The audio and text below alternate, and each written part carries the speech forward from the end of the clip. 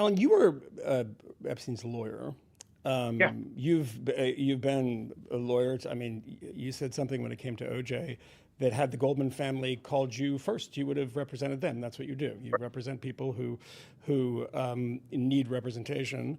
But you were also friends with Jeffrey Epstein. Why? Why would knowing him as the way that you did, and all the stuff that had come out by 2006, 7, 8 around the first prosecution of him and the Alex Acosta business? Why were you friends with him? What was it about him? I was never friends with him after that. Here's the story. I'm sitting on Martha's Vineyard. It's August of 1996, a month before Leslie Wexner's 59th birthday. That's how I can date it. I get a call from a woman named Lynn Forrester. She eventually became Lady Rothschild, Yes. married Ethan Rothschild, one of the stupidest men I've ever met in my life. And she's married to him, and she gives a big party on the vineyard. But before that, she calls me and says, "My dearest friend Jeffrey Epstein is coming to Martha's Vineyard to visit me, and he loves meeting smart people, and he's asked to meet with you. Would you meet with him?" And I said, "No, my kids are here. I don't want to really take time from my kids. Please, please, you have to do me a favor. He's just donated $50 million to Harvard." That wasn't true. And you really have to meet with him. So I said, "All right, I'll do a half an hour." So I met with him.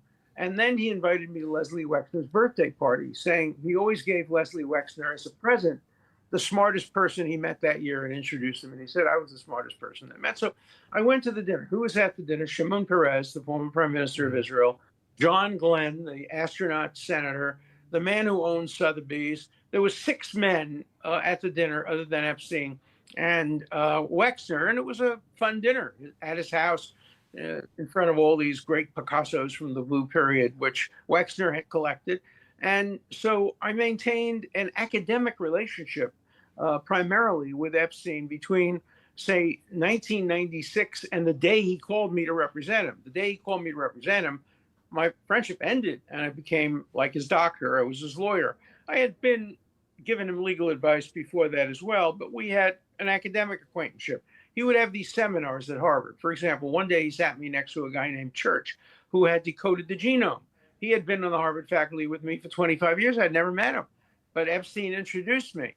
At the same dinner was Stephen Jay Gould, Steve Pinker, some of the great intellectuals. And so Jeffrey had this ability to bring these people together. The president of Harvard, the provost of Harvard. I don't think any of us had any idea of what he was doing in the private parts of his apartment. But so we were acquaintances. And on his 50th birthday, Ghislaine Maxwell asked all of us to do a birthday book for him. And so there had just been an article in Vanity Fair, which had been somewhat critical. In fact, he had asked me to give him legal advice on the Vanity Fair article. And so I sent him a little note where I mocked up the cover, making it Vanity Unfair. That's what you do. But once he was accused of having sex with any underage girl, I never renewed my friendship with him at all.